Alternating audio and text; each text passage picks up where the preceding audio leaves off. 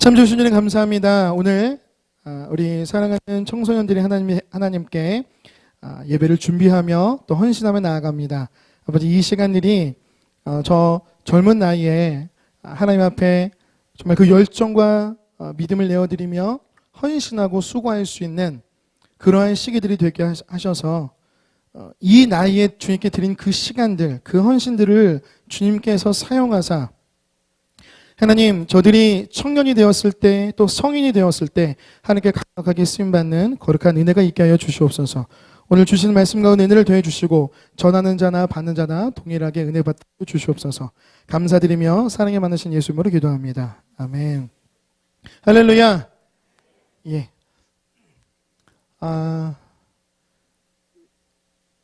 청소년부가 1년에 한 번씩 헌신 예배를 준비를 합니다. 예, 뭐 다른 기관도 마찬가지지만 이제 헌신 예배들을 준비를 하면서 특별히 청소년부가 헌신 예배를 준비하면서 쏟는 에너지가 굉장히 큰 것 같습니다.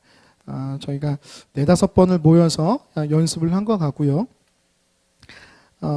예, 많은 시간들을 하나님께 드렸거든요. 예, 여러분 예쁘지 않으십니까? 안 예쁘신가 보죠? 예쁘시죠? 예, 그러면 격려와 위로의 박수 한번 우리 청소년부에게. 예, 모든 영광은 하나님께서 받으신 줄 믿습니다. 예. 오늘 청소년부 헌신예배 말씀을 준비하면서 헌신에 대해서 묵상을 하게 되었는데요. 묵상을 하면서 몇 가지 질문을 스스로에게 던지게 되었습니다. 그 질문이 이렇습니다. 나는 청소년부에 헌신하고 있는가? 제가 그동안 우리 저 영혼들을 위해서 수고했던 것들을 떠올려 보면서 또 부족한 것도 떠올려 보면서 스스로 반성도 하고 점검하는 시간을 가졌습니다. 그런 다른 질문이 떠오르는 겁니다. 저 아이들에게 내가 필요할까? 저 아이들에게 내가 필요할까? 나는 저 아이들에게 필요한 사람일까? 그런 질문이 떠오르는 겁니다. 한번 확인해 보죠. 내가 여러분에게 필요한 사람입니까? 오전에 훈련을 시켰는데 별로 이렇게 신통치가 않네요. 다시 한번 기회를 드리겠습니다. 우리 끝나고 나서 짜장면 없을 수도 있어요.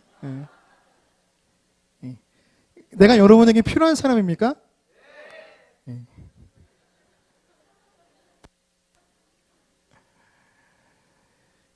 대놓고 그럴 리는 없겠지만 만약 저 아이들이 제 질문에 제대로 대답을 하지 못했다면 어떨까요? 속이 상할 겁니다. 전도사님 필요 없어요. 속이 상하겠죠. 자존감도 떨어지고 내가 계속 여기 있어야 되나 그런 생각도 하게 되겠죠. 반대로 저 아이들이 제가 너무 필요로 한다고 하면 제가 어떨까요? 기쁘겠죠. 으쓱할 겁니다. 어깨에 힘도 들어갈 거고요. 역시 내가 없으면 안 돼 라는 마음도 들 것 같습니다. 이런저런 생각을 하면서 오늘 말씀을 다시 묵상해 보았습니다. 그가 우리를 대신하여 자신을 주심은 모든 불법에서 우리를 속량하시고 우리를 깨끗하게 하사. 이 말씀을 계속 묵상하는데 한 가지 생각이 제 마음을 강하게 내리쳤습니다. 헌신의 주체가 내가 아니라는 것이죠. 예수님께 내가 필요한 것이 아니라 나를 대신해서 자신의 생명을 주신 예수님. 내가 그 예수님이 필요하다는 것입니다. 교회에 많은 사역처들이 있습니다. 성가대, 찬양팀, 교사, 주방, 주차 등등. 이 사역들을 감당하면서 여러분들은 얼마나 또 헌신하고 계십니까? 헌신하고 계시죠? 그 수고를 하나님께서 기뻐 받으실 줄 믿습니다. 그런데 그 헌신의 주체를 다시 한번 정리하는 시간이 되기를 소망합니다. 성가대에 내가 필요한 게 아닙니다. 찬양팀에 내가 필요한 게 아니고요. 교육부서의 교사로서 내가 필요한 게 아니죠.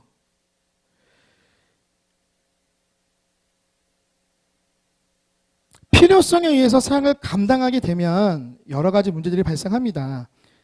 능력이 있어야 헌신할 수 있게 되는 거죠. 능력이 있어야 헌신할 수 있다는 착각을 하게 되는 것이고요. 그건 나는 노래를 못하니, 나는 애들을 잘 몰라서, 나는 요리를 못해서 등등. 이러한 생각은 그 헌신의 생각이, 그 헌신의 주체가 나이기 때문에 드는 생각인 거죠. 내가 필요한 사람인가 아닌가, 이 생각 때문에 헌신을 할 수도 있고 안 할 수도 있게 되는 것이죠. 때론 교만에 빠지기도 합니다. 역시 내가 없으면 안 돼. 내가 없으면 이 기관은 망해. 등등. 아니죠. 이 교회는 하나님의 것이죠. 하나님께서 책임지시고 내가 없어도 그 일이 되게 하실 것입니다. 나에게 예수님이 필요한 것이죠. 그래서 저에게 저 아이들이 필요한 것입니다. 내게 주신 사랑이 너무 커서 죽을 수밖에 없던 저를 살려내셔서 그 은혜와 사랑 때문에 그 사랑을 전할 수 있는 저 아이들이 제게 필요한 것입니다. 그 사랑 때문에 그 사랑을 노래할 수 있는 성가대가 우리에게 필요한 것이고요. 그 사랑을 요리로 표현할 수 있는 그 주방이 우리에게 필요한 것인 줄 믿습니다. 이러한 헌신의 태도는 우리를 다른 방향으로 인도합니다. 바로 감사와 감격이죠. 우리 교회에 성가대가 존재해줘서 부족하지만 나의 노래로 하나님을 찬양할 수 있어서, 우리 교회에 주일학교가 있어서 저들에게 예수님의 은혜의 빚을 갚을 수 있어서, 그런 모든 헌신이 이런 감사함으로 넘치기를 원합니다. 많은 교회들이 성가대와 주일학교가 없는 교회들이 너무나 많아요. 그런데 우리 교회에 내가 하나님의 빚을 갚을 수 있는 그 사역처가 있다는 것. 그곳에 내가 필요한 것이 아니라 내가 그들이 필요하고 그들이 필요가 그곳이 필요해서 나에게 예수님이 필요한 것처럼. 전에 한번 드렸던 예화일 수도 있겠습니다. 헌신에 대해 얘기할 때 일본 협동조항의 아버지 가가와 도요 히코 목사님 얘기를 빠뜨릴 수가 없습니다. 먼저 나가오 목사님을 얘기를 해야죠. 나가오 목사님은 젊을 때 예수님을 영접하고 교회를 개척하기로 작정하신 후에 주변 10km 이내에 교회가 없는 곳에 나는 교회를 개척하겠다. 그리고 시골 마을로 들어갑니다. 그리고 무려 5년 동안 자기 가족하고만 천막에서 예배를 드리는 거예요. 우리 교회 역사가 좀 있지만 이렇게 많은 분들이 함께 예배 드리니까 얼마나 좋습니까? 근데 많은 개척교회들이 아직도 여전히 가족과만 예배 드리는 곳이 아직도 있죠. 그 목사님, 나가오 목사님의 그 교회도 5년 동안 성도 한 명 없이 그렇게 예배를 드리고 있을 때 드디어 5년 만에 한 청년이 그 교회를 방문합니다. 얼마나 기뻤을까요? 너무너무 기뻤죠. 그래서 예배를 마치고 나서 식사를 같이 하게 됩니다. 물론 그 식구들과 이 청년밖에 없죠. 식사를 중간 정도 할 때쯤 이 처음 방문한 이 유일한 청년이 피를 토하면서 그 밥상, 얼마나 화려하게 차려놓은, 처음 오는 성도를 향해서 차려놓은 그 화려한 밥상에다가 피를 토해냅니다. 폐병을 앓고 있었던 거예요. 세상의 의학으로 모두 포기되어져서 이제 나는 그러면 기도하다가 죽어야겠다.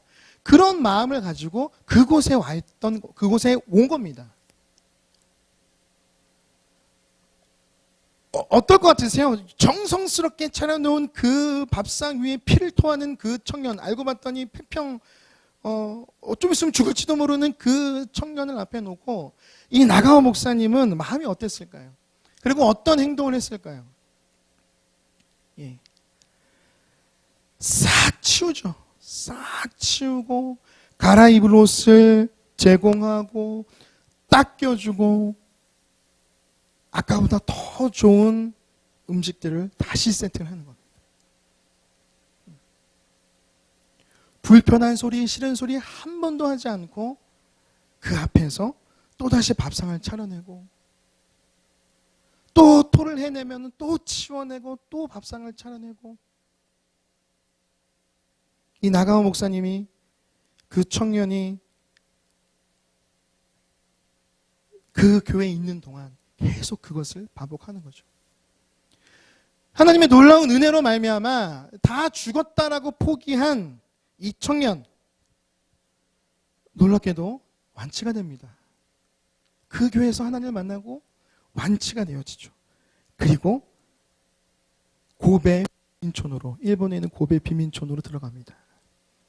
그리고 3개월밖에 못 산다는 그런 모두의 진단을 넘어서서 훨씬 더 오랫동안 그 빈민사역, 빈민들을 위해서 어려운 사람들을 위해서 낮고 천한 사람들을 위해서 평생 물론 나중에 일찍 죽었지만 그 남은 생을 모두 바쳐서 그 어려운 사람들과 함께 삶을 살아나갑니다.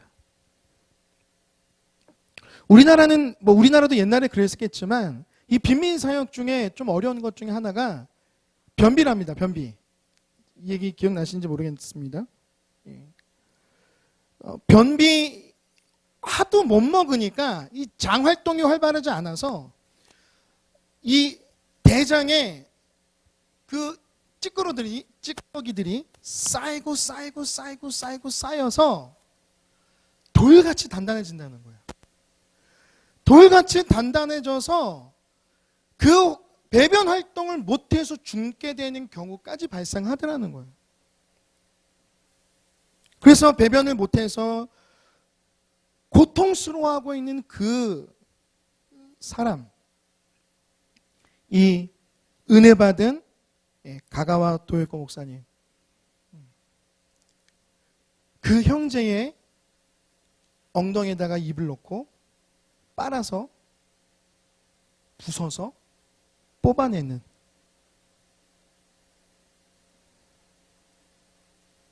여러분의 자녀라면 가능하시죠? 여러분의 자녀라면 가능하시죠? 대답들이 없으시네요.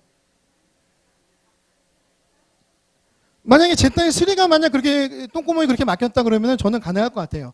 그런데 다 큰 자녀면 어떨까요? 하이리의 똥구멍이 막혀서 어머니가 그걸 해야 된다면 어떨까요? 상상만 해도 끔찍하신가요? 기자들이 묻죠. 어떻게 그렇게 정말 이분들과 같이 사는 것만도 정말 대단하신데 어떻게 그 더러운 일까지 그렇게 아무렇지 않게 그렇게 하실 수 있습니까? 라고 이 가가와 목사님께 얘기하니까 그 목사님 아주 심플하게 얘기합니다. 저는 예수님의 사랑을 그렇게 배웠습니다. 나가와 목사님한테. 저는 예수님의 사랑을 그렇게 배웠습니다.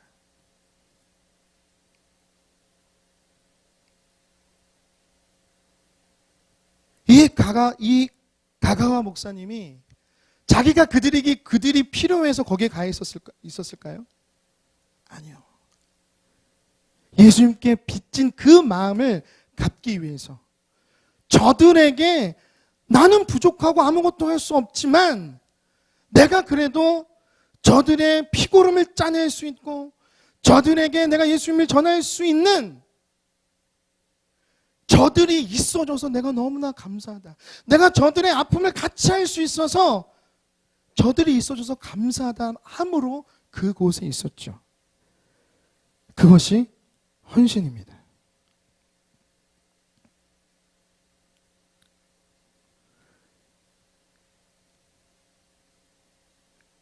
예수님께서 우리를 대신해서 자신을 내어주셨죠. 그래서 이제 우리는 예수님의 일을 대신하는 것이죠. 그래서 예수님께서 우리를 속량하시고 깨끗하게 하사 선한 일을 열심히 하라고 우리를 구원해 내신 줄 믿습니다. 사랑하는 우리 청소년부 여러분, 그동안 참 수고했어요. 여러분의 수고를 하나님께서 다 받으실 줄 믿습니다. 이 시간에 어떤 사람들은 학원 간다고, 또 놀러 간다고, 있죠? 예. 중간에 누가 없는 것 같아가지고. 예. 놀러 간다고, 학원 간다고, 오버워치 한다고, 뭐 한다고, 그렇게 자신의 시간을 자신을 위해서 쓸 수도 있는데, 그동안 또 모여서 연습하고 또 기도하고 그러면서 준비한 여러분의 헌신을 주님께서 받으실 줄 믿습니다. 그러나 그거 가지고 교만하지 않기를 소원합니다. 여러분이 여기서 한 그 모든 것들을 하나님께서 받으시겠지만 여러분이 잘나서가 아니라 여러분에게 예수님이 필요한 거예요. 그래서 여러분이 워십을 잘했든 못했든 노래를 잘하든 못하든 여러분의 한 수고는 하나님께서 다 받으십니다. 말씀을 정리하겠습니다. 오늘 우리의 모든 헌신이 누구를 위한 것입니까? 나를 위한 헌신이 되지 않기를 소망합니다. 내가 필요하니까 해줄게 라는 헌신이 아니라 주님이 너무나 필요해서 내가 찬양하는 것입니다. 주님이 너무 필요해서 내가 청소하는 것입니다. 주님의 그 은혜가 너무 내게 충만해서 그래서 내가 아이들을 가르치는 겁니다. 그래서 설거지를 하는 것입니다. 그래서 주차를 하는 것입니다. 그래서 요리를 하는 것입니다. 그래서 저는 말씀을 제들에게 전하고 있는 것이죠. 그렇게 할 때에 하나님께서 정말 저희들의 그 수와 헌신을 기쁘게 받아주실 줄 믿습니다. 우리 모두가 그런 헌신으로 주 앞에 나아갈 때 우리 교회는 반드시 부흥할 줄로 믿습니다. 여러분 청소년부를 위해서 기도해 주십시오. 모든 교육부서들도 또 위해서 또한 기도해 주십시오. 저들이 다음 세대의 소망이죠. 저들이 여러분의 헌신을 따라 배울 수 있도록 해 주십시오. 저 영혼들이 여러분의 기도를 따라 배울 수 있도록 해 주십시오. 저들이 열심으로 여러분을 따라서 이 교회를 물려받을 수 있도록 그렇게 해 주십시오. 그렇게 우리가 서로 헌신하는 우리 모두가 되어지기를 소망합니다. 기도하겠습니다.